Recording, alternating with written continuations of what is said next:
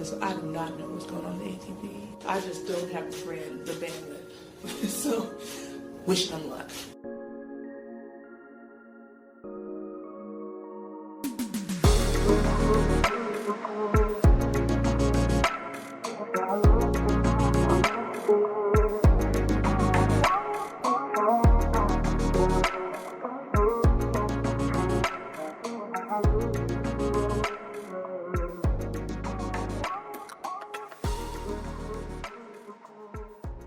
Hello everybody, welcome back to the Body Serve. I'm Jonathan. I'm James. I know, we are delayed. This episode is coming out entirely too late. It is inexcusable. Except for Sunday was your birthday. It was 3 days after Beyonce's birthday. Monday, we were going to record, but you didn't feel well. And now it's Tuesday. Today's Tuesday. Today's Tuesday. You will probably be hearing this on Wednesday, I'm guessing, based on what time it is right now. Thanks for your patience. The US Open ended on Sunday. We actually had kind of a birthday day, and I'm going to be honest with you guys. I already told you I wasn't planning on watching the men's final. I didn't. You just stay telling people tennis I already that we tweeted don't about it. Watch. I already tweeted. I've been glued to the TV for 14 days. Okay.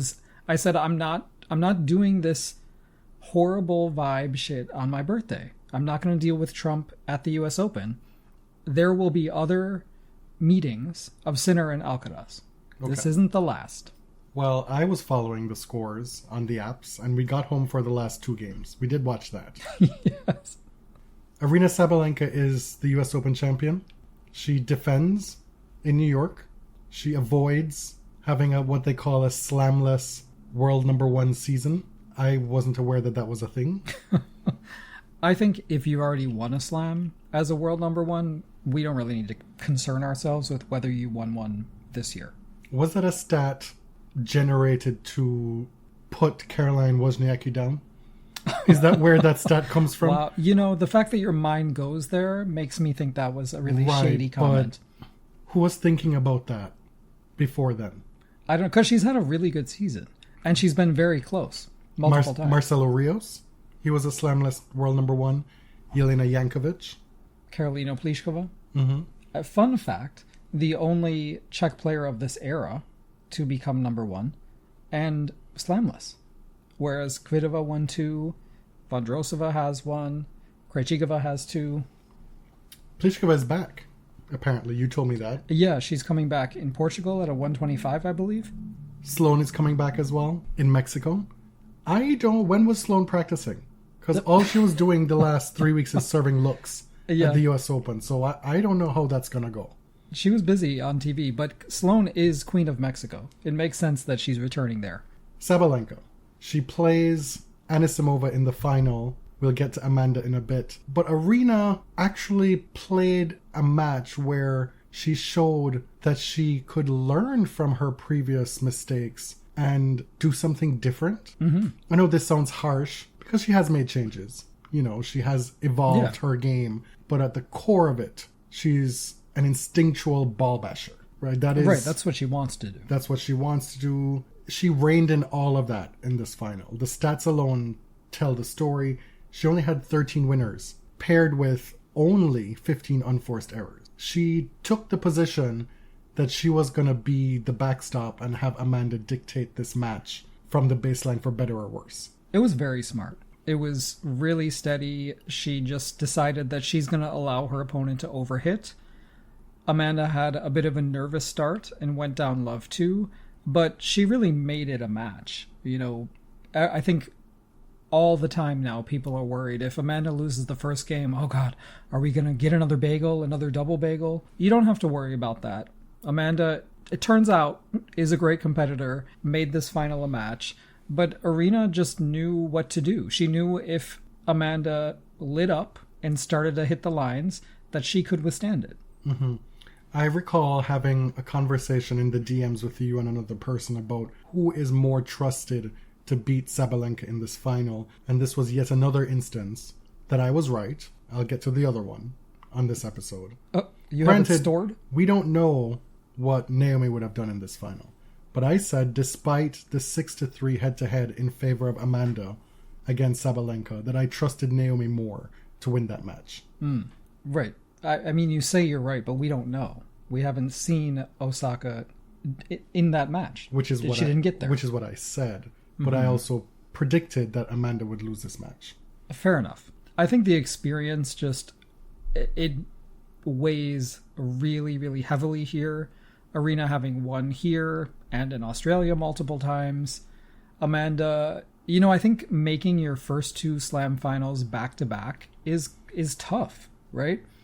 Wimbledon was not very long ago.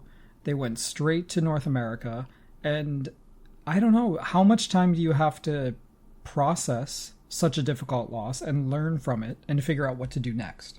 It's probably best that it happened so quickly. Maybe. In her post-match media stuff, Amanda said that she didn't fight hard enough for her dreams, which is horrible to see, to read, to hear. It must be horrible for her to feel. But this was an outstanding achievement for her, to be able to put that double bagel in the rearview mirror so quickly, come back, play one of the matches of the year against Naomi in the semifinal, get back to the final, and give a good account of herself. Aryna was serving for the match. She broke her to level it up at the back end of that second set before Aryna ran away with that tiebreak. And there were times where you could see in the past Sabalenka would have lost her head, right? Would have become really frustrated, started just hitting out, perhaps smashing a racket and letting it get away from her a little bit in the way that sometimes she does against Coco Gauff. But Coco is a different type of player than Amanda. Aryna knows that she can kind of rely on Amanda's, I mean, not to be rude, but lack of speed. Okay. She also seemed to learn that nothing is promised to her. That the mistakes she made against specifically Coco Gauff at the French Open, but also against Madison at the Australian Open, she probably felt she should have won that match. That none of these matches at this stage of the tournament is guaranteed, is owed to her. She still has to come up with the goods, to make adjustments, to fight, to earn it. And that's what she did at this tournament. So, as much as I would have preferred a different result, kudos to her, because she actually did put in the work. She's made 4 out of the last 5 slam finals. In all of those, she's played a different American woman. She won 2 of those and lost 2 of those. She's probably very tired of seeing American women across the net. This is the 5th straight slam final featuring an American woman. Going back to last year's US Open with Jessie Pegula, Madison Keys at the Australian Open this year, Coco Gauff at the French, and then Amanda at both Wimbledon and the US Open. Which is to say, American women's tennis is doing far better than American men's tennis, despite how much we have to hear about the middling performances of all these men. When Taylor Swift is your ringleader and not able to even shift Novak Djokovic's wig a little bit at this stage, it's not giving. It's not giving what the women are giving.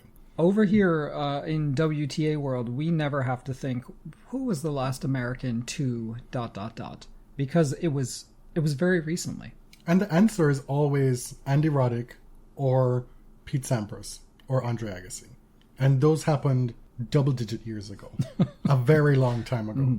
The women's semis were excellent. They either could have, stood in for a final. We got a rematch of Sabalenka-Pegula, which was the final last year. Animisova-Osaka was, of course, the one that caught everyone's attention. Really kind of a classic. Well, that was the one that people were looking forward to most, I feel. That's the one that people thought was going to be the more exciting, the tougher match, when in fact they were fairly even, I would say. Both resets, both big asks for both winners. Jessie gave Aryna everything. Yeah. Barely lost a point on serve in the third set, but still lost it. Right. This Naomi-Amanda match, though, it was exciting. It's really, really cool to see Naomi back, but different. And I think you remarked on how her game looks different, how she's not hitting really the 110s or 120s in her first serve. She's dialing back the speeds to get points going. She's more accurate. She's a little more cautious off the ground than she used to be. But, if you still want to see that short whippy backswing, you can still see it. But she plays a different type of game now. I was surprised by the visual difference in power between these two players in this match. Amanda was controlling the baseline. Her shots were noticeably more powerful than Naomi, and that may have been the case against Naomi even at her most powerful when she was trying to be a ball basher from the ground. But especially now where she's exercising a little bit more restraint, it was even more pronounced. And I think Naomi really questioned that tactic at certain points in this match, because there's only so much you can be on the receiving end of. Well, yeah. With that kind of power. Because Naomi can bash like the best of them, right? She can overwhelm you and blow you off the court. But not against Amanda, I guess. The difference is that Amanda's power is just so easy. Mm-hmm. She has what Darren Cahill called the best backhand in the world, male or female. And after watching that semifinal, I dare you to disagree. Every woman in the quarterfinals of the women's draw was at least a one-time slam finalist. Mm-hmm. Which is to say, all of the depth that we talk about on the women's tour, it was on full display at this tournament. We had Sabalenka-Vondrousova, which sadly didn't happen because Vondrousova injured herself in practice earlier that same day. But of course, she's a former Wimbledon champion. Pegula-Krejcikova, a Grand Slam finalist versus a two-time champ. Animisova-Osaka, Roland Garros runner-up versus four-time slam winner. And Anisimova versus Swiatek. I don't need to read the resume for the six-time slam winner. Just an incredible quarterfinal lineup. The second week of the women's tournament just gave us a lot. Every time Iga loses a match, I'm going to now put you on the spot to say, is this the runaway train that you had predicted? Well, I didn't predict her to win Cincinnati. I was surprised and impressed with that. Iga revealed after she lost to Anisimova that she was dealing with a, quote, foot issue. She didn't really expand, but I think one of her doctors spoke about it in Polish press as well, that she was dealing with some kind of, I guess, fatigue related or like a foot problem that was related to overplaying, which related to David Law's question in press that really set her off. You've all seen it by now. He asked about the schedule, if she was tired, if she was mentally tired, if she needed a break. She said, "Do you need a break?" It was testy. It was kind of the testiest you'll see Iga in press ever. Like, she's generally pretty docile. It went viral, of course, and context-free. It's so easy for people to say, oh, this is sour grapes. What a diva. You know, why would she? It wasn't that bad. Like, the question wasn't that bad. Is there some kind of history between them?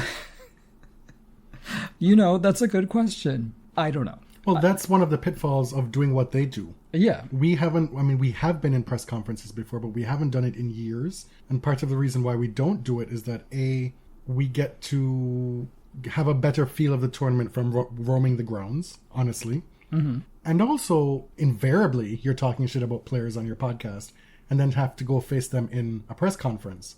It's not fun. Right. You know? Right. You're always kind of, oh dear. I wonder how's this going to go, you know? Because you never know. I mean, we do not have an inflated ego. I assume that nobody listens. But you never know, right? Somebody might have told them, oh, those guys said this stupid shit about you. Mm. And when you're the tennis podcast, you're by far the most popular.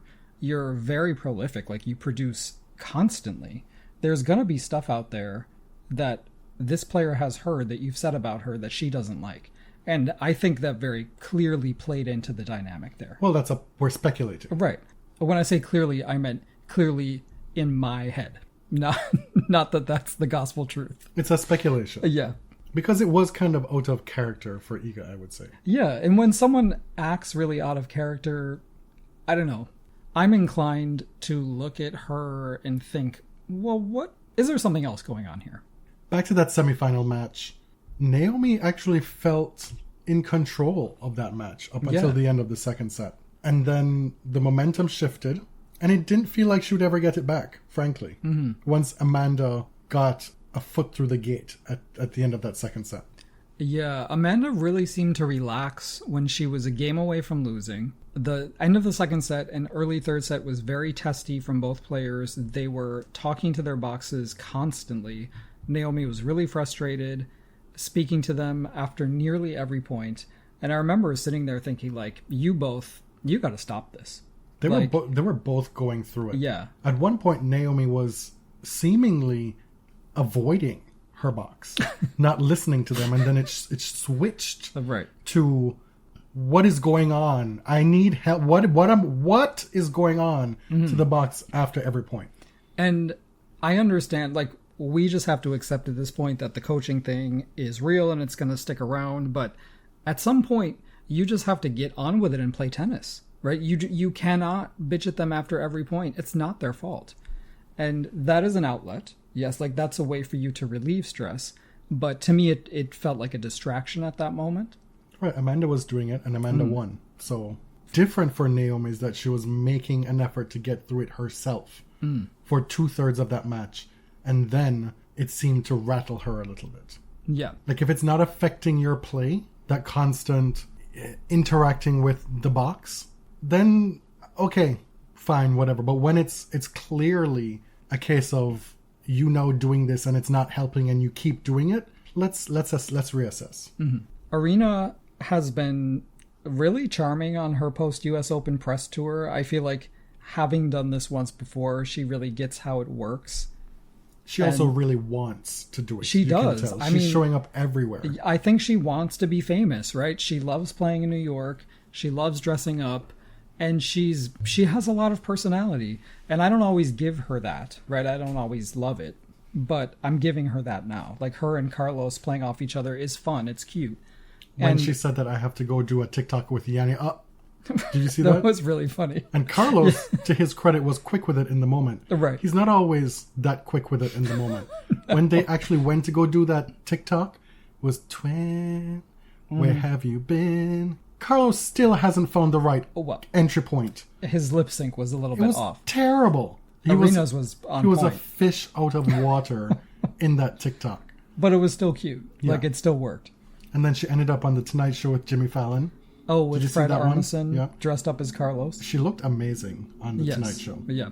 Heading into the US Open, there was talk of could we see a shift at number one on the women's side. Now, with Aryna defending, she's almost 3,300 points ahead of Iga at number 2. Amanda Anisimova is up to a career high number 4. So the top 4 players I know, Sabalenka, Swiatek, Goff, and then Anisimova.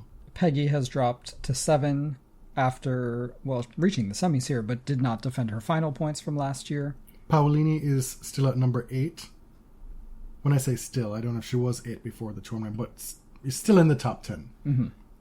And with Amanda losing these back-to-back finals, she joins Jasmine Paolini in that category of making back-to-back finals and losing them in the last couple of years. Mm-hmm. And the second was much more competitive than the first. Naomi is up to number 14 in the rankings. Alexandrova is 11. I was shocked. That came out of nowhere for me. The Townsend-Krejcikova round of 16 match. Can we talk about that? That was such a disaster for me because I wanted Taylor to win. I like Barbie, clearly not as much as you do, but there was a clear choice for me in this match. Mm-hmm. And it was very tough for me because I didn't want to see either of them lose. It would have been such an incredible story to see Taylor make the quarterfinals in singles. It was just incredible. For me, it was the match of the tournament. Krejcikova saves 8 match points in the second set, 7 of them in the tiebreak. And you had asked me, like, what is going on here? Because you were at work, I was watching the match, and you're like, did Taylor choke all these? And I'm like, honestly, Barbie is like ripping winners on these match points. On 6 of the 8, she won the point with a winner. I'd watched the first set and a half and I left with Taylor up big. She breezed through that first set. I think it was 6-1.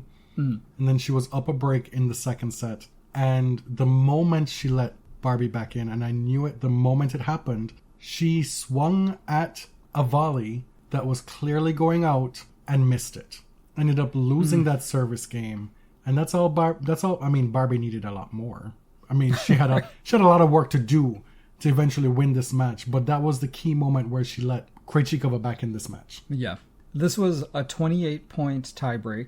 It lasted over 20 minutes. And I don't feel like Taylor did a lot wrong, except I think she should have been more assertive. She should have been more aggressive when up match points, but Krejcikova's hitting under pressure was incredible. Like, these people are not like us. And in fact, Barbara is not like most other professional tennis players either. Who do you know who can do this? I liked that, into the third set, there was a very crucial hold from Taylor when she was at risk of going down love 2. She held from love 30, and I felt like, after such a demoralizing tiebreak loss in the second set, there is life yet to this match. Unfortunately, she lost the third set 6-3, but, Taylor never really seems defeated by these matches. Impeccable attitude and perspective in press afterwards. She said she was speaking to her son, and he told her, "Congrats, mommy," or something like that. And she said, "Well, I didn't win." And he's like, "It's okay." She's like, "You know what? You're right. It's okay." And here she is doing press like a US Open winner when she didn't. She didn't win the doubles. She was a finalist. She made the fourth round in singles, but she continues to be part of the talk, regardless. You notice that Gail King really pushed her on that Ostapenko question, and in my opinion, tried to lead her somewhere that I don't think Taylor was fully willing to go. The commentator at this tournament who had the most dialogue about their performance was easily Mary Carillo. We hadn't seen Mary in this situation in quite a while. I don't know what the reason is for that. But to my mind, at least, she hasn't been regularly doing the slams. No. For a while. But she was there. She was all over this tournament. And there were hits and there were misses. Whenever we talked about some of the hits, there was invariably people in our mentions saying, "Oh my God, I can't stand her. I hate her commentary. She needs to go." And then there are other people like us who appreciated a lot of the stuff that she does do. Notably for me, two things. She lets the match breathe. Often, you have these three commentators on a match and they quite literally never shut up. If it's a 3-hour match, there's maybe 2 minutes of cumulative silence, which isn't, it's not good. It's not what I want. Just name Chris Evert literally never stops talking. It's not just Chris, it's all of them. It's all of them. Okay. As in life, people need to be comfortable in silence. You need to be able to be around people and not say anything and have it be okay. I promise you it's okay. In fact, your life will be better for it. You personally will thrive. Mary Carillo, I don't remember which match it was, but it was very tense at the end of the match. And it got to the point where it hit me. I was like, wow, I haven't heard anybody speak in a while. It could have been like a full game or something. Nobody said anything, but I was fully enthralled. People were aware of what was going on, and it made the viewing experience that much better. Not just because there wasn't the yappa, yappa, yappa, yappa, but because that actually contributed to heightening the stakes. You got to feel through the TV that something was building, and you don't need to yap to build. Yeah. Mary is a polarizing figure. We haven't always seen eye to eye, and I'm sure we've expressed that on the show years ago. But she does things that other commentators don't do. Right, she's willing to go places that have probably, factually cost her work. I said the two things: A was the silence, B was talking about things that nobody else is talking about, such as giving context to Stefano Vukov while Rybakina is playing. Right, and not Chrissy Evert, who's saying, "Oh, he seems to have learned from his mistakes and is a lot more quiet now." What were the mistakes? Thank you. That is a lot of editorializing and a lot of free passes that you're giving there. Yeah. I'll remind you to reread the New York Times coverage of the suspension the first time, and then the WTA's report. Portia Archer, the new CEO of the WTA, wrote a pretty damning report that they sent out publicly. And if she was defaming him, I don't think that would have gone out. And there was another moment where she gave context to the Canadian immigration system and how, in effect, that differs from the U.S. Oh, this one was great. This was during a Felix match, And she was just remarking, like, look at all the great Canadian players, and nearly every single one of them is a child of immigrants or an immigrant themselves. So Felix, Layla, Bianca, Dennis, Vasek, like the list goes on and on. Almost all of the Canadians are first generation or are immigrants. And she said, wow, Canada has some great immigration policies. And you could hear a pin drop. The other commentators were not going near that at all.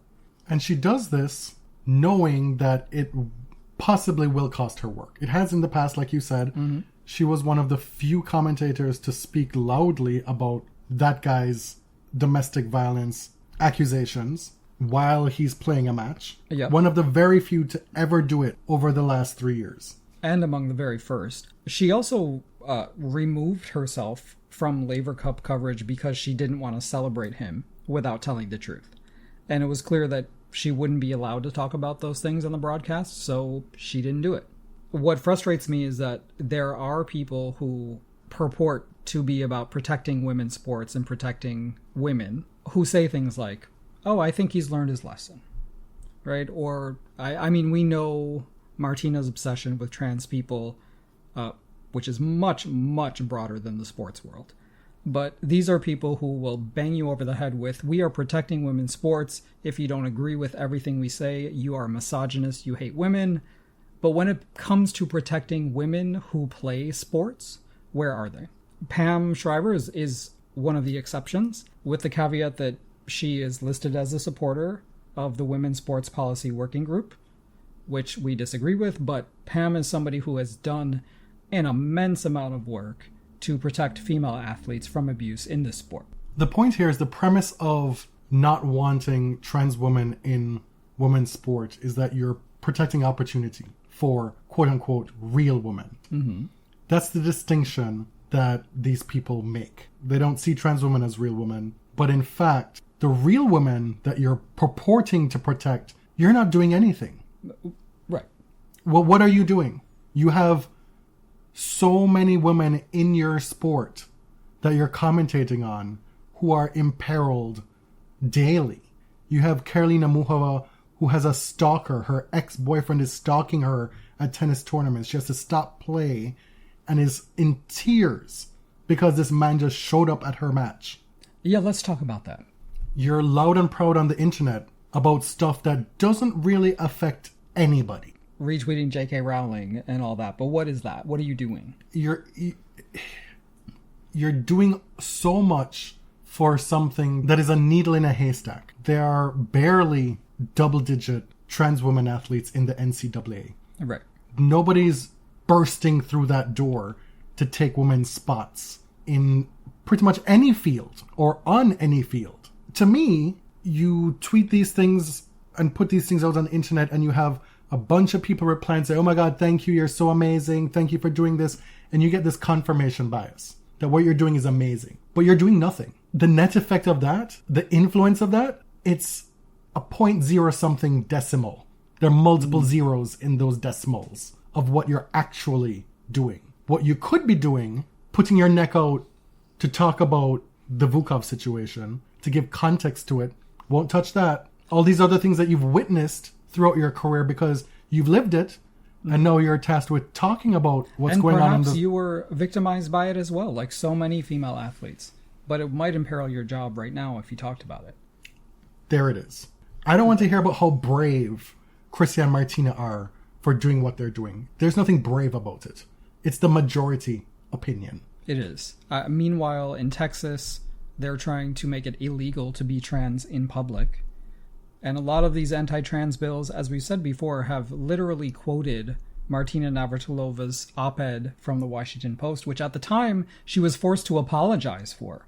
But the Overton window has shifted so dramatically since then, that wouldn't be seen as controversial anymore. Let's talk about the Muchova situation.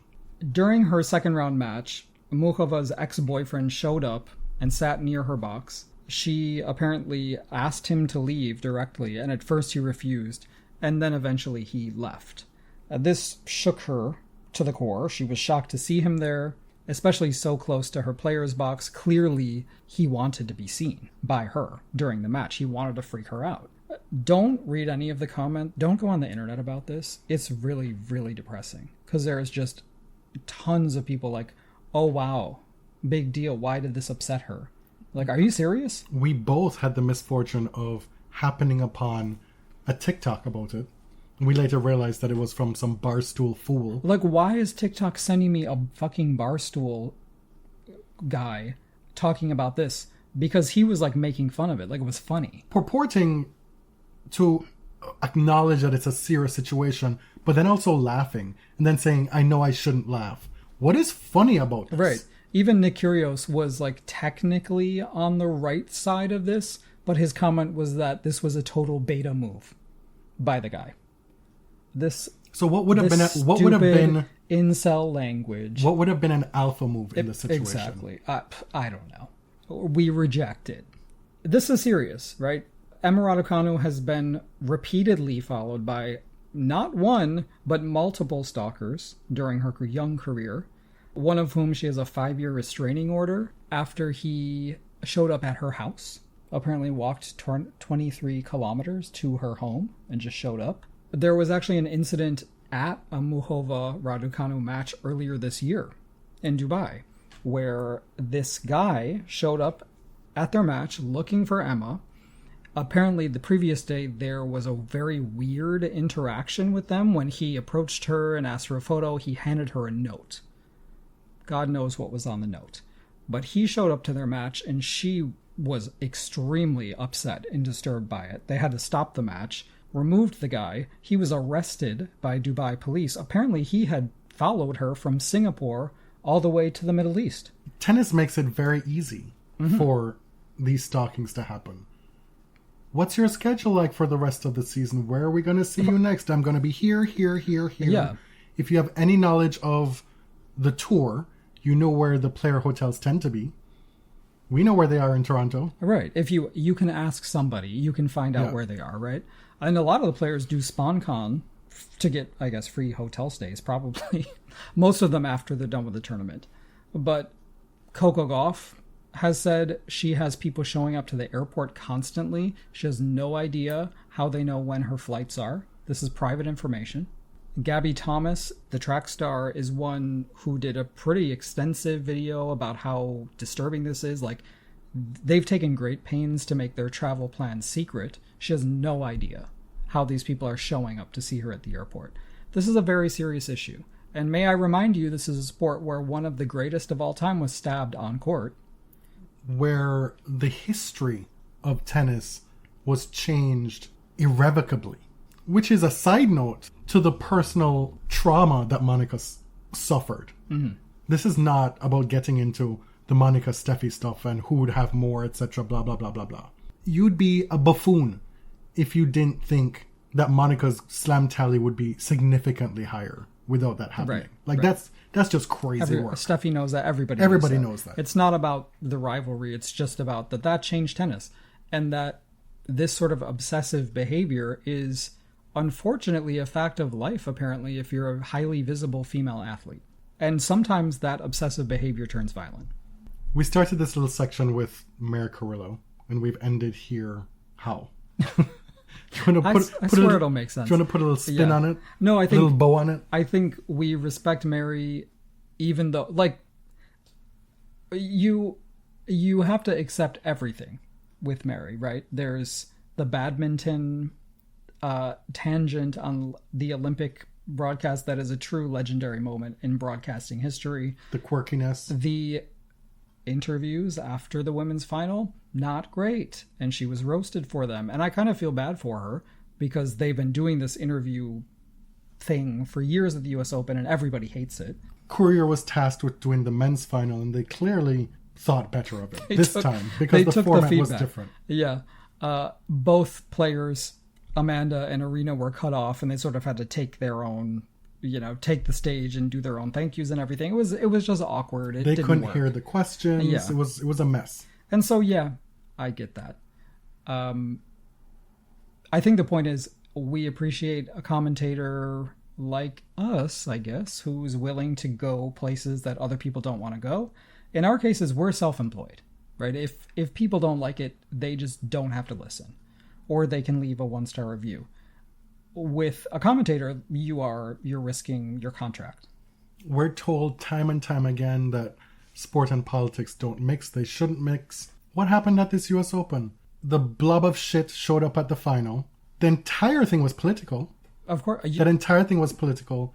You have Vukov reascending to his throne. You have that guy still playing without consequence. How could sport not be political? How can it not be political? Althea Gibson was the theme of this entire US Open, right? You cannot avoid it as much as you want to. Why are we talking about Althea Gibson? What is the reason for that? What was the color barrier? Mm-hmm. Why did it need to be broken? I would have liked a little more about that. And so we're not out here saying that Mary was this great political trailblazer at this tournament, but she actually spoke about some stuff that positioned tennis outside the court, which we don't get on air. And we appreciate that. On to the men. All right, so I already spoiled it. I told you I didn't watch the match because it was my birthday and I didn't want the bad vibes. Watch the highlights. Don't kill me. It's fine. I get what happened. This is the second stats. This is the second thing that I was right about. What? Because while you were out in Kensington Market having your little cafe latte, my cardamom latte, you were telling me about how I don't know, Sinner's probably going to win. Probably pretty easily. I was sure of it. And I was like, how are we so far apart on this? I said, that makes no sense. Alcaraz has been serving lights out all tournament. We saw how Felix shook his wig a little bit in the semifinal. Felix shook Sinner a little bit in that semifinal to the point where his service games were often in doubt. Like, it wasn't a runaway train. Right, After that first set, even the first set, Felix was in most of those games, he just wasn't winning them. And then he comes back, wins the second set, and he actually put pressure on Jannik. And I said to you, if Carlos is able to protect his serve, Jannik is in real trouble in this match. And that's basically what happened. Yeah. Carlos gets through the tournament having faced 10 break points through 7 matches. It's a slam record. It's a pretty incredible stat because it didn't happen at Wimbledon. The US Open, it is a very fast court this year, but that's shocking. I think he was broken 3 times, which is also like among, the top. His serve was pretty imperious, and Jannik's wasn't. I still believed that Jannik could get through it because he had been challenged by Dimitrov at Wimbledon. He had struggled with injury, it seemed like, at Wimbledon, but he still pretty much dominated the final. I did not think it was a foregone conclusion at all that Carlos would win. Well, he should have lost that match against Grigor. Let's not forget that. Sure, but he didn't. And then he won Wimbledon. Carlos apparently, Juanqui, he made him do a 15-day training block after the Wimbledon final, focusing on ways to beat Jannik Sinner. And my God, did that work. This match really wasn't that close. No. You got your, oh my God, amazing moments. The points that just have you shook, have the commentators just beside themselves. But as a whole, it wasn't that competitive, given what we've seen from the two of them before. Carlos had the dip in the second set, lost his serve, ended up losing that set. But the match was on his racket pretty much the entire time. Because it really just was one break in the second set. It was a 4-set match, but other than that, it wasn't super close. Andrea Petkovic wrote something really interesting from the perspective of a player. And she said, I know, like I was able to identify the mistakes that Jannik was making was because he was tired. And it was a really interesting perspective that he's just exhausted, right? And he also had that virus leading up to the US Open. It probably impacted his training schedule. And she said that this lack of confidence in your shots and missing a lot of first serves, a lot of times it's just because that veneer that you have as a champion, it slips a little when you're tired. You just don't have the mental energy to keep it up. I thought that was really interesting. Now Sinner is talking about how he, too, has to tinker with his game to wheel and come again against Carlos. This is what we're going to be seeing for the next however many years they stay healthy. They're going to be playing these matches. Somebody's going to win. In this case, win comprehensively. And the other one is going to be like, well, damn. Like, I really got my ass handed to me. I need to do something different. Right. It's not like it's back and forth, back and forth, back and forth, small margins. Well, you know, he got me this time. I'll get him next time. And maybe some small changes need to be made. Change a few patterns. This was a big shift in the outcome compared to the close match we saw at the French Open, and then also the one that went decidedly in Jannik's favor at Wimbledon. Mm-hmm. It had seemed like there was a shift toward Jannik. Yeah, well, and also because he's been so dominant on tour against everyone else. But Carlos has won 7 of the last 8 matches versus Sinner, which might feel surprising, but I feel like we're in this weird place where Sinner is destroying every other player in the world, but is now having to think about tinkering with his game and becoming more unpredictable to beat Carlos. As much as accepting that I will lose matches because I'm experimenting. He even said that. Right. He said, I will have to accept that I'll probably lose some matches in order to get to this new level against Carlos. So, my God, what is this new level? If these guys keep going back to the well and becoming better and pushed by their rival. Well, if Carlos is going to serve like this, if this becomes his new normal to become a serve-bot on top of everything else, it's going to be super difficult. Yeah. Because when you have your serve under control like that, when you can rely on it and know that I probably won't be broken. And if I am maybe just once in the match, it opens you up on return. It frees you up in the match. And one of the comparisons I made to you when we were talking about this match before it happened, I said, this is not a situation of Rafa versus Djokovic, where Rafa was often on the back foot in those matches because he couldn't rely on his serve the way other players did. And especially against the greatest returner of all time, he was often... That's why he couldn't beat Novak on hard courts toward the end of his career. Except for that 2013 year. Toward the end of his career. He couldn't do it because he did not have that weapon. So, if this is what Carlos has, this is another level unlocked, frankly.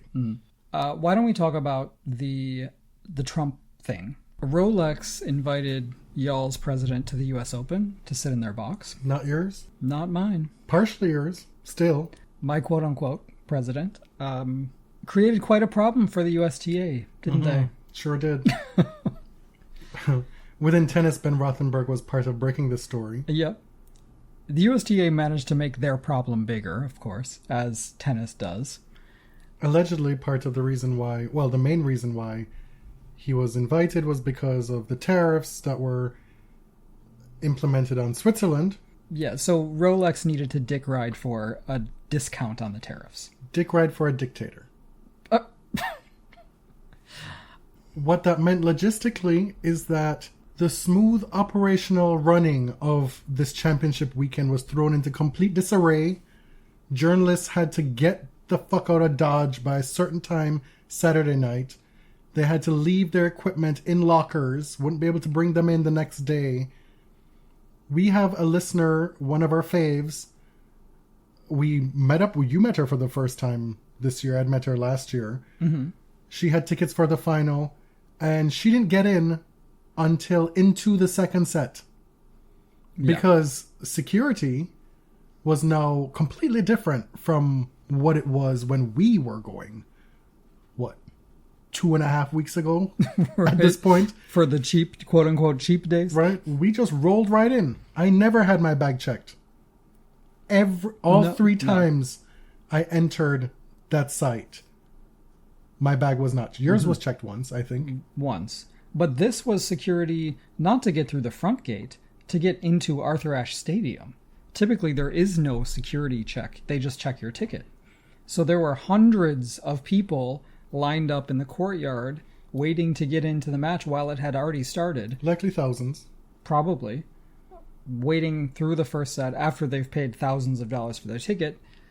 And mind you, the match had already been delayed by 30 minutes. Mm-hmm. There's one match on the schedule that day. It should be very easy.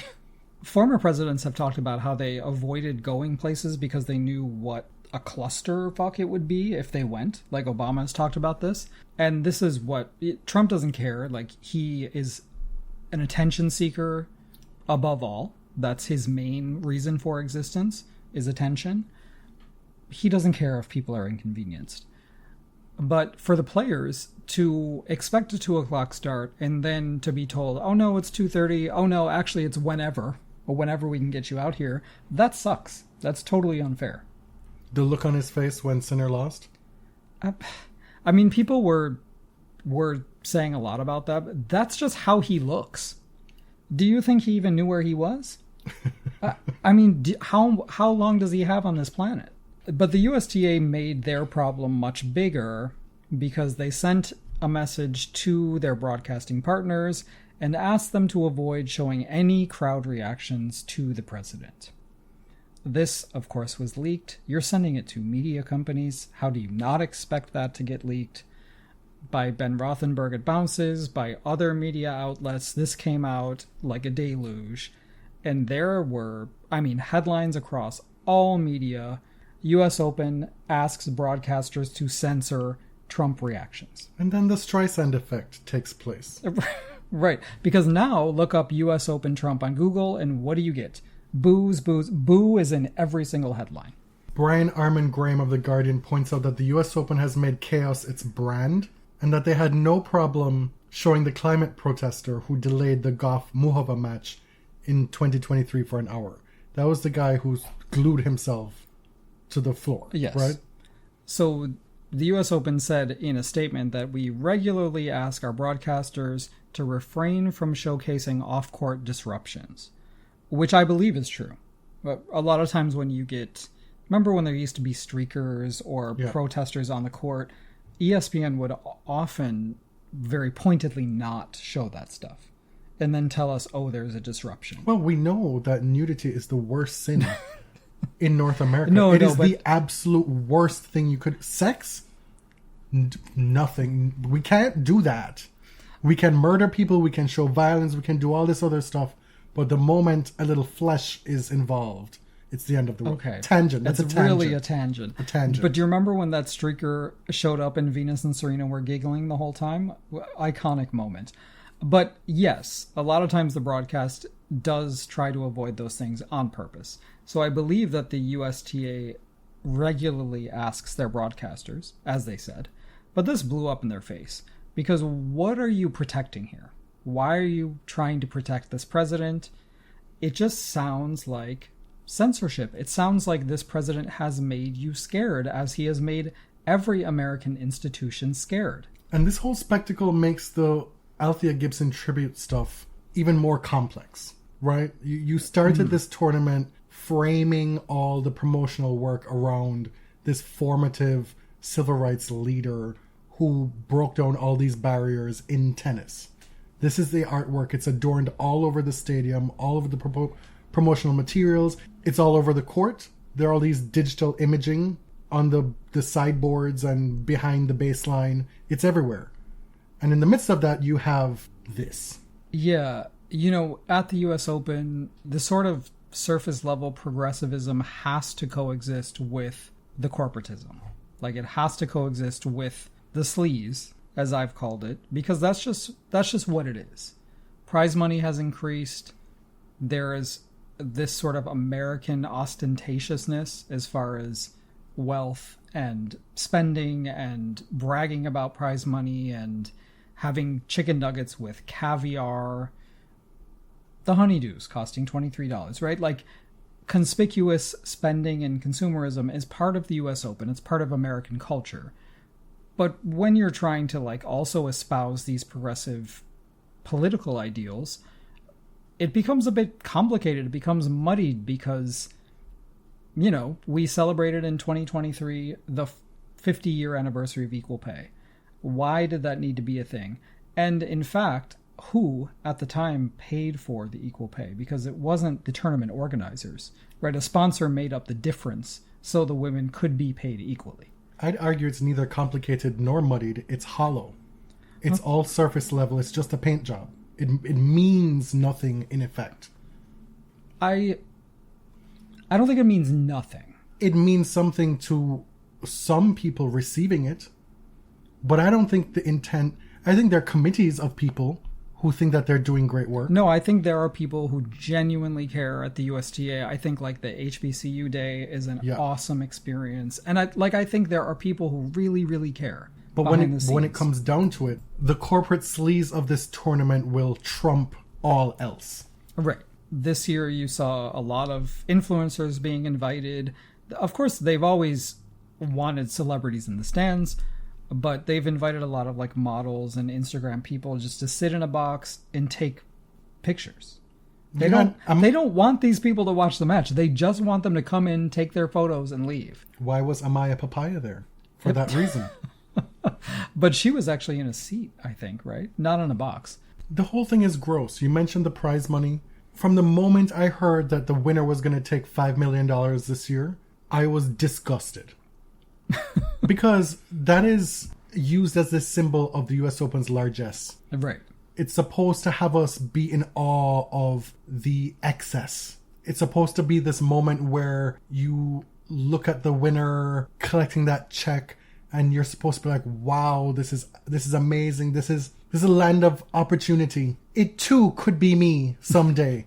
When in fact, you've increased the winner's prize money by nearly 40% year over year. The winner last year won $3.6 million. This year it's $5 million. How much did they increase the first round prize money? 10%. 10%. From 100,000 to 110,000. I mean, over the past decade, it has increased dramatically, but... Dramatically. Dramatic is year over year, last year to this year, first place. That's dramatic. Okay. It's been fuck all for the first rounds. In effect, since you've done this, what that tells me is that you really don't care. Because there were, 256 first round contestants at this tournament. Mm-hmm. Which meant that there were 128 first round losers. 128 players took home $110,000. If you had split that $1.4 million, the increase from 3.6 to 5, times 2, so that's $2.8 million that you've given the winner, more than last year. You take that 2.8 million, divide it by 128, you get a little over $20-something thousand. Wow, you're good at math. That's a meaningful increase to the bottom line, to the sustenance, to the growth of tennis, if in fact you give a shit about that. Instead, you're out here trying to make a mark, make a splash, have a big wow moment. Look at us. That 10,000 increase from $100 to $110,000 is a slap in the face to me. Okay. Let alone the players. What do you think that extra 20,000 on top of the 10,000, that $30,000 would mean to a lot of these players trying to struggle and survive? Yeah. The winner's prize money it's not really a thing, right? They make more money in endorsements. Players are not motivated to win the US Open more because the prize money is slightly higher. It's just an ooh and ah effect. That's right? All it is. Saying, oh my God. And even I said, oh my God, 5 million. When did that happen?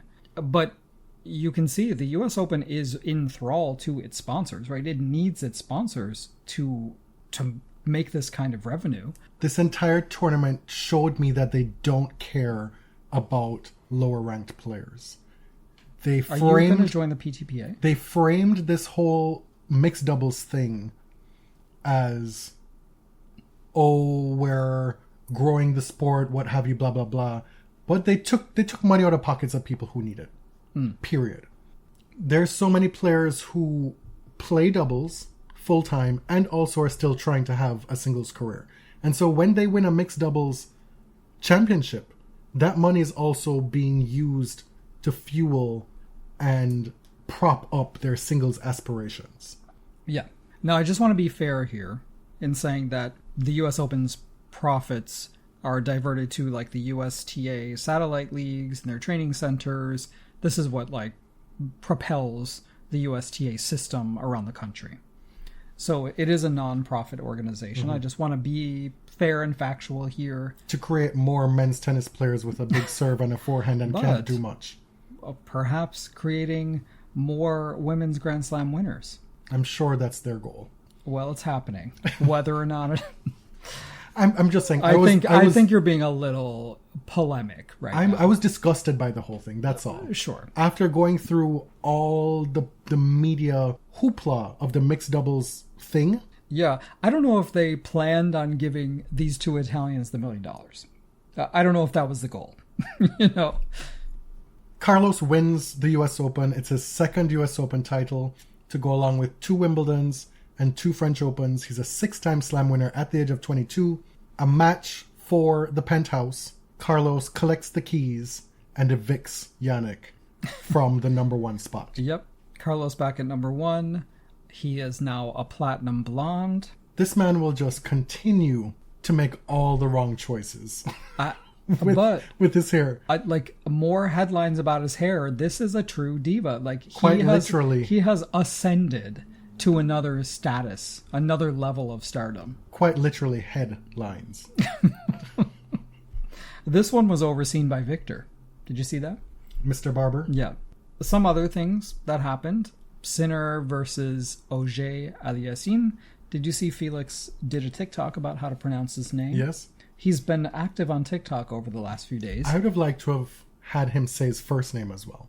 Yes. Because there's an accent there. Yes. And to my mind, that means it's Félix. Right, because in French, usually they emphasize the final syllable in a word. And the accent means it's like eh, right? I'm not a French speaker. Neither am I. I studied Spanish. So I can't speak to that. I'm just saying these are my best guesses. He went for the most problematic, the most mispronounced, which is Auger-Aliassime. Felix had a dream tournament. You know, I talked about him quite a bit in our first US Open episode because I had seen his match against Billy Harris and there was that incident with the fake fans or maybe the bettors or whoever they were. But somebody pointed out that it may have been a betting kind of situation. Yeah. Didn't feel like that to me per se. Maybe it was both. I don't know. I mean, this is so far outside of my world, my understanding, that didn't even occur to me at the time. But it could be. Felix had such an impressive tournament because to me it came out of nowhere. Beating that guy in round 3. Beautiful. Rublev in the round of 16. What a moment. I found that Felix was able to expose Andre's lack of variety, like his lack of flexibility as far as how he thinks through matches. I was really surprised by it. And Jim Courier did a great job of breaking down Andre's serving tendencies, how they were really predictable, how he was always serving to the body on the second serve. Felix knew it was coming every time, but it's like Andre was not willing to change the rhythms at all, not willing to change the patterns. It was a dynamic performance from Felix this tournament. He showed he had another level, which he hadn't shown in a while. He had confidence. He was going for shots that you wouldn't dream of Felix going for in those moments and hitting them. Right. He had aura at this tournament. The Aliossi was upped. And that's something he hasn't had for so long, right? When we've watched Felix recently, it's been, he does all these things well, but what does he do better than anyone else? Mm-hmm. And I feel like he finally, again, showed like, oh, this is why I deserve to be here. And even against Sinner, of course, he lost in 4 sets. Sinner was imperious for much of the match. But I felt like Felix put in a good account of himself. He didn't wilt when Sinner went on these dominant runs. He was in, as you said, a lot of service games. Even though Sinner just beat him 11-2 at the Western and Southern Open. Right. 11-2. Like, that was a thrashing. Comprehensive. He's at the US Open. He loses the first set 6-1 to Sinner. But it doesn't look like a lost cause. Remember, we watched that. The commentators were trying to look through and find a needle in a haystack to see where Felix could win a game or two. Oh my God. They had written his obituary for this match before the match even started. And lo and behold, he wins the second set. He's in the third set. But Jannik, he just had a level more than Felix that day. And so coming off this tournament, I think that Felix should know that he can compete with anyone, right? He may not beat anyone. Do you want to phrase that differently? That he's not afraid of anyone? He shouldn't fear He shouldn't be anyone. afraid? Somebody took a big umbrage to that and then blocked us. I mean, I didn't even say anything. It would behoove people to work on their reading comprehension. A shift has happened because Blue Sky is no longer the good place. It really isn't. It's a better place still, but a lot of the Twitter tendencies are starting to show on Blue Sky right now. Honestly, I'm fine with that if it increases like engagement on Blue Sky, because blocking is easy. And for that person who blocked me, that's fine. I am a huge proponent of blocking, right? I'm not offended by that. But it just was funny to me. But also, because why did you reply and then block? You show up in my mentions with something I don't like, which would then signal to me that this is probably going to be a repeat behavior. So if you're preemptively blocking me, I never have to see it again. That's fine, because I'm totally fine with probably that. eventually would have blocked you too. So I'm quite often not looking for debate on things.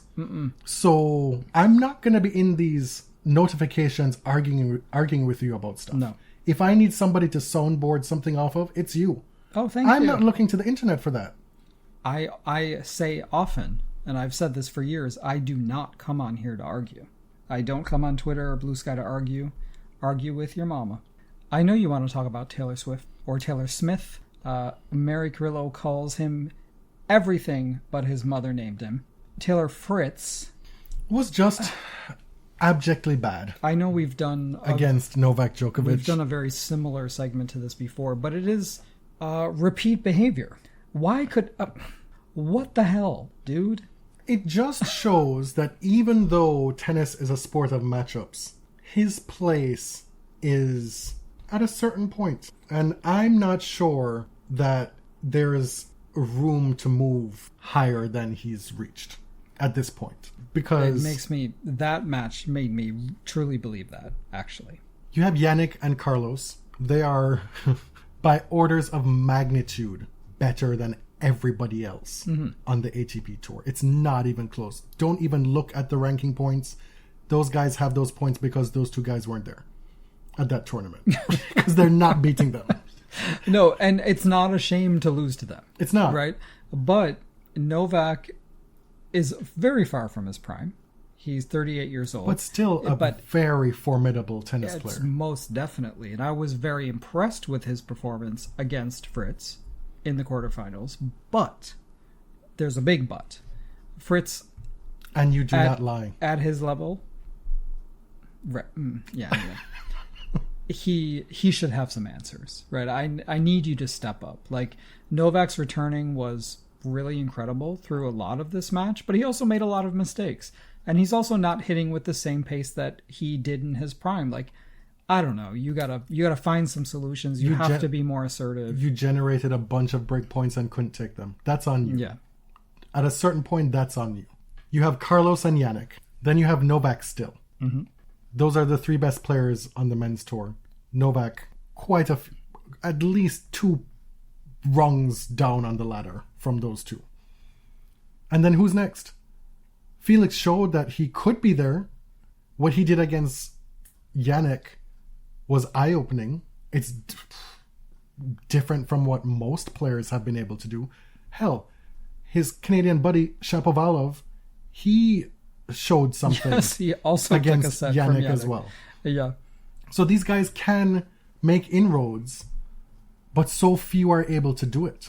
It must be such a hapless feeling. I mean, as much as it's difficult to be out here making millions of dollars a year and not have to worry about putting food on the table. That is harrowing, you know? I mean, it's easy for us to say, you should have done this. Right, whatever, I'm saying it's a perfectly fine life to be a top 10 tennis player, collect your millions, and just consider yourself unfortunate to exist in this era. Right. But I think most people who've been ranked number 4 and have been to a slam final, you're not happy with that. You know, you're not just going to be content with, I'm making a good living or whatever. Okay, sure. My point is, it's not the end of the world.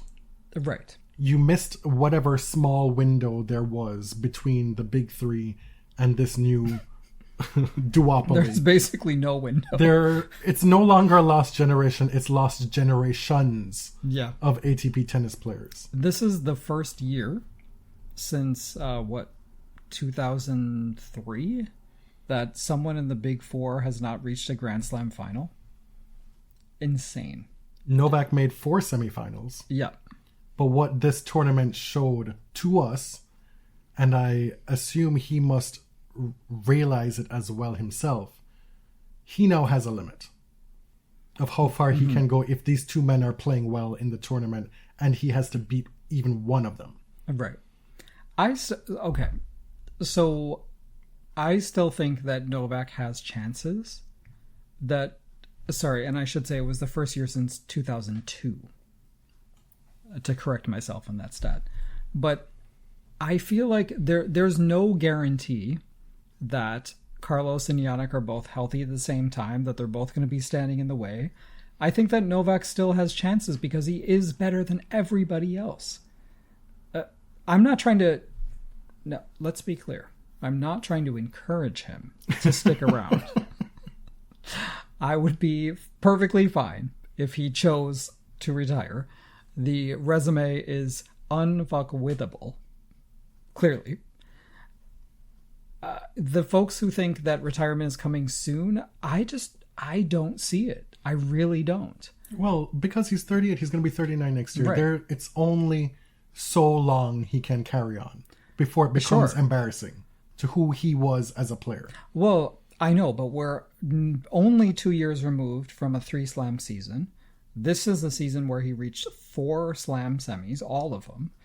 He's still playing well. He is, right? He is. I'm just saying it's not far-fetched to be wondering these stuff. Of course. This type of stuff. He's not the type of player to be out here at 45 happy to win a few rounds. That's not what... Right. That's not what he wants for himself. I just don't like when people leave the court and the commentators are like, I wonder if that felt like a final... Did that feel like a final goodbye to you? It's like, what are you talking about? How often do you, as we've said many times, how often do you get those fairy tale goodbyes in tennis? You can't judge by the way someone leaves a court that this is going to be the last time. Say he wins the US Open, then instead of saying, oh, is this the last time we'll see him? That looked like it was... They'll then pivot to, oh, how many can he win in 2026? Or he should leave now. You know, it's one or the other. I guarantee you, nobody will be saying that. They will never say that. They always want you to have gone out on top, but they're never calling for you to do it in the moment. They're never doing that.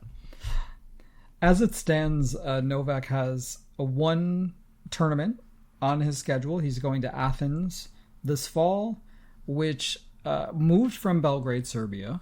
And I read in a Greek newspaper today that Novak has established permanent residency in Greece. Did you hear that? I did not. So the tournament in Belgrade moved to Greece. Novak has been supportive of the student protests in Serbia over the past year. Apparently the government of Serbia is not very pleased with him at the moment. And so he may or may not have relocated his family to Greece for the time being, or at least his permanent address. But his tournament has moved to Athens. Yeah, did he have to officially move to Athens to get that tournament incorporated? I don't know. Maybe that's part of it. I mean, will he still be able to run for president if he's a Greek resident? Right. But what we are seeing with Novak is moments of sheer brilliance, but also errors that just never happened. Right. They never used to happen, and this is part of getting older. It's just a fact. Mm-hmm. Your mind wants to do things that your body won't allow. In women's doubles, similarly to the women's singles, there are 16 quarterfinalists in a doubles draw. And on the women's side, 12 of them have either won a slam in women's doubles or won an Olympic medal. And some of them both. The semifinals were seeds 1, 2, 3, 4. Siniakova, Townsend were the number 1 seed and the favorite to win this tournament. They reached the final, but lost there to Dabrowski and Rutliff, who won here in 2023 as well. And they've won 2 slam titles, both at the US Open. They're such a great team. These doubles teams like Siniakova Townsend showing how dominant they were over Venus and Layla. It just shows you the doubles patterns that you learn, the teamwork. The doubles is so much about thinking that it stresses me out to watch it. Mm-hmm. I said this to you privately while we were watching Venus in that doubles tournament through the first 3 matches. They won 3 matches. She should not be serving first.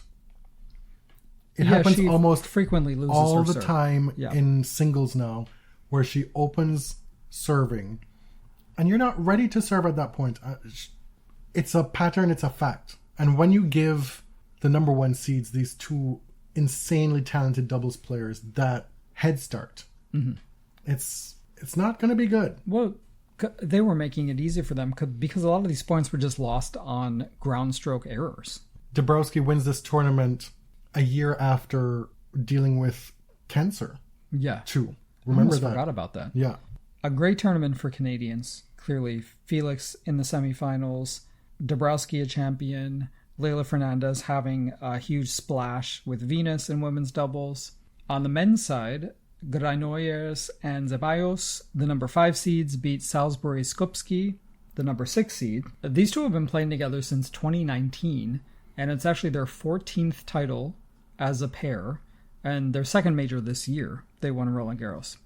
Normally this is where we'd talk about the mixed doubles winners as well, but that already happened. Made it easy for us. We were going to talk about this new battle of the... I'm not even going to call it that. This new Kyrgios-Sabalenka bullshit match that allegedly is going to happen in January. Gonna punt that to the next episode. Let's talk about Catherine, Duchess of Kent, who died this week at the age of 92. Mm-hmm. If you recall, if you're a fan of women's tennis in the 90s, I have to laugh because, again, the reading comprehension online. Such an unnecessary fight that we weren't even involved in, about how that was exclusionary. Just watched it from afar. Anyway. Yeah. Apparently, the issue was, if you're a fan of tennis, you should know about this, and we shouldn't be limiting it to fans of 90s WTA tennis. Well, the point here is that if you lived through it, if you were a true fan, well, let me not use that qualifier, true fan. If you were following women's tennis in the 90s in real time, this death would resonate with you more than somebody who just decided to go back and familiarize themselves with Aretha Franklin's catalog. Like I did. I love Aretha's music, but I did not grow up in the 50s and 60s. I didn't live it. And so respect doesn't hit to me the same as it would to somebody else. Or Young, Gifted and Black, or Ain't No Way. It's just not this. It was mind blasting. But anyway. I frequently ask my parents what it was like to live through Stevie Nicks and Lindsey Buckingham's romance, during the late 70s. And they were kind of like, why are you so into this? But For me, this was newsworthy because I immediately remembered Yana Novotná losing that Wimbledon final, I believe it was 1993? Yes. And sobbing on the Duchess's shoulder. And her telling her, don't worry, you'll win it again someday. You'll win it someday. And she ended up doing just that in 1998. Mm-hmm. A massively prominent royal at Wimbledon throughout the 90s. Apparently, her relationship with the tournament, quote, turned sour in 1999 after she was refused permission to bring the 12-year-old son of a bereaved friend into the royal box. Which, apparently the only children allowed in the royal box were royal children. That is wild. Because she is such an icon of like the royal family at Wimbledon. She was such a great sponsor of tennis. She doesn't get a +1. You have all these celebrities. Why does Kate Blanchett get to be there this year? Mm-hmm. Not a child. Your biggest sponsor, royal sponsor, patron, can't bring a little kid. Yeah, we know the history of the rule. They do not bend. The rules are the rules at the All England Club. But in 1997, Novotná lost another Wimbledon final against Martina Hingis. And the following year, she said that, quote, "The Duchess reminded me last year that if I came back for a third time, it would be third time lucky for me." And Jana did win it on her third attempt in a final in 1998. But that scene of her crying on the Duchess's shoulder is so unusual and so iconic in tennis history. She was the oldest living member of the royal family after Lizzie died a couple years ago. All right. That's our US Open wrap. Thank you for your patience in waiting for this episode. I hope it doesn't disappoint. I hope you're not over the US Open as yet, to the point where you're like, oh, I don't need to listen to this now. They took too long. Too bad. Right. You know, we're always trying to bring something different. And what is different this time? Well, being late? I don't know how many podcasts went on a tangent about Mary Carillo and stalkers and trans inclusion, and I don't know. Is this an advert no. for TBS? I mean, they've already listened, so it's useless. But I did want to say, please follow us on Instagram. I'm trying to build the followers on Instagram because we're no longer participating in Twitter. It is painstaking. It takes a long time. And I also realize that we don't do video. And that's probably what's really holding us back. But follow us on Instagram. We're at The Body Serve. Would love to interact with you there. To be clear, the only reason why we don't do video is because of him. Who's him? You. You won't get on camera. What is who wants to see us on camera? Really? That's beside the point. We don't have like a Vista. You said that it's more painstaking to build a following there. And how people build a following there is by putting themselves on camera. That's all. But those people are like 21 years old. We're not. On that note, my name is Jonathan. You can find me on Blue Sky at Tennis John. I'm James at ElliotJMR. 2 L's, 2 T's. You can find everything Body Serve related, including our Instagram, at linktree.com/thebodyserve. Thanks for listening. Till next time. Thank you very much.